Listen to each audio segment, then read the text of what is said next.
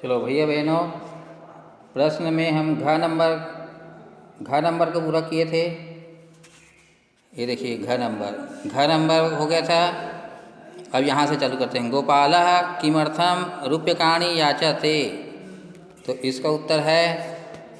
और दीपमालिका पर्वाणि कस्य शब्द श्रूयते, इसका भी उत्तर हमने काव्य में लिखा है। संसारे कानि कानि चक्रवत् परिवर्तन्ते, इसका भी उत्तर आपको ले जाता हूँ। क परिवारा एव वरम। चलो कहाँ ले चलता हूँ, चलिए जहाँ पर मैंने नोट किया है। ये हो गया है, हाँ ये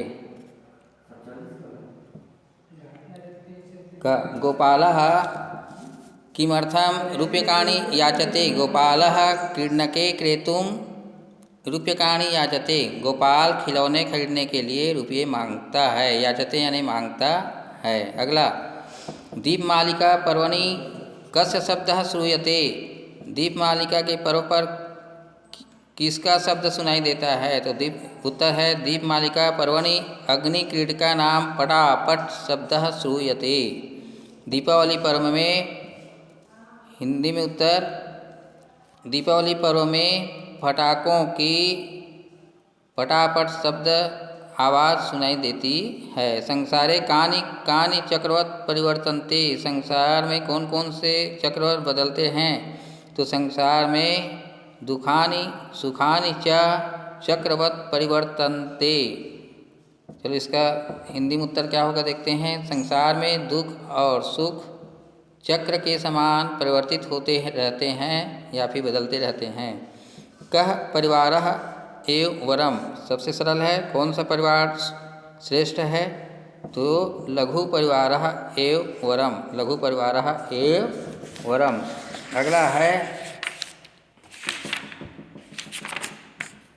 चलिए उस प्रश्न नंबर 2। प्रश्न नंबर 2 में जो है वो क्या दिया है, तो आपको ले चलते हैं प्रश्न नंबर 2 में। ये देखिए प्रश्न नंबर 2, अधोलिखित शब्दानाम मूल शब्द विभक्ति वचन लिंगानि लिखत, तो शब्द रूपम है, मूल शब्द है, लिंगम है, विभक्ति है और वचन है। चलो समझदार लोग उदाहरण तक को नहीं छोड़ते हैं, कई बार बताया हूँ, नहीं समझोगे तो जाओगे, है ना। विद्यालयात है, अब आप बालक से तुलना करो, बालकात, तो विद्यालयात का मूल शब्द क्या होगा, विद्यालय। लिंग कौन सा है, पुल्लिंग। विभक्ति होगा पंचमी और वचन होगा एक। पूर्तये है, पूर्तये मूल शब्द क्या होगा, पूर्ति। स्त्रीलिंग है, चतुर्थी है, एक वचन। सर्वाभिः, अब भी है देखने से पता चल गया है कि ये स्त्रीलिंग होगा। सर्व और स्त्रीलिंग तृतीया और बहुवचन में ही आएगा, है ना। कक्षायाः, रमा से तुलना कीजिए, रमायाः का रमा होता है तो कक्षायाः का कक्षा। स्त्रीलिंग पंचमी और षष्ठी दोनों में आता है और एक वचन। चलिए मह्यम, मह्यम का मूल शब्द क्या होगा, अस्मत्। उभयलिंग, उभयलिंग यानी दोनों लिंग में इसका उपयोग होता है, स्त्रीलिंग में भी और पुल्लिंग में भी। तो और ये कहाँ आएगा, उभयलिंग है और चतुर्थी विभक्ति है और एक वचन।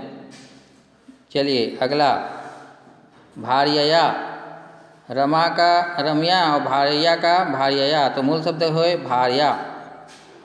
स्त्रीलिंग तृतीया एक वचन, याद करना है। आवाम, आवाम का मूल शब्द क्या है, अस्मत्। लिंग है उभयलिंग, यानी इसको स्त्रीलिंग और पुल्लिंग दोनों उपयोग कर सकते हैं, ठीक है। और नपुंसक लिंग भी उपयोग कर सकते हैं। ये प्रथमा द्वितीया दोनों में आता है और द्विवचन है इसका, ठीक है। अगला, अधोलिखित प्रश्नानाम उत्तराणि लिखत, तो मैं आपको प्रश्न यहाँ समझा देता हूँ, फिर उत्तर के लिए हमको वहीं जाना पड़ेगा, कापी में जाना पड़ेगा। कापी में लिख के तैयार किया हूँ हल, ठीक है। कत्वा और ल्यप का प्रयोग कर वाक्य बनाइए। हमने धातु प्रत्यय वाले कृदंत वाले पाठ में पढ़ चुके हैं। कत्वा बिना उपसर्ग वाले धातु पर कत्वा का उपयोग करते हैं पूर्वकालिक कृदंत, और जिस धातु पर पहले से उपसर्ग है उस पर हम ल्यप जोड़ते हैं। आ धन गम धन ल्यप, आगत्य हुआ और अगर कोई उपसर्ग नहीं जुड़ा है और गम बस है तो गम में हम ल्यप नहीं जोड़ेंगे, कत्वा जोड़ेंगे। क्या जोड़ेंगे? कत्वा। अब उसी में उपसर्ग जुड़ गया तो हम कत्वा नहीं जोड़ेंगे, ल्यप जोड़ेंगे। हा धन गप धन ल्यप, आगम्य ऐसा। उपसर्ग और प्रत्यय में अंतर बताइए, तो हमने बताएंगे, वहाँ लिखा हूँ वहाँ समझाऊंगा। तरम और तमप का प्रत्यय का प्रयोग कर सार्थक शब्द का निर्माण कीजिए। इसको भी हम पढ़ेंगे कापी में। सह साक सार्धन समम का प्रयोग कर वाक्य बनाइए। आपको पहले बताया इन सब के साथ जो भी आता है उनके पहले वाला शब्द तृतीय विभक्ति में होता है। और प्रश्न चौथा, इसको मैं आपको इसी में बताऊंगा, ठीक है।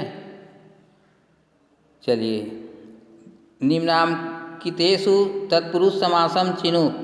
निम्नलिखित में से तत्पुरुष समास कौन सा है उसे चुनिए। तो ज्वर पीड़िता है, शिरोवेदना है, कक्षाध्यापिका है, और ये प्रतिदिनम नहीं है, ये अव्ययी भाव समास है।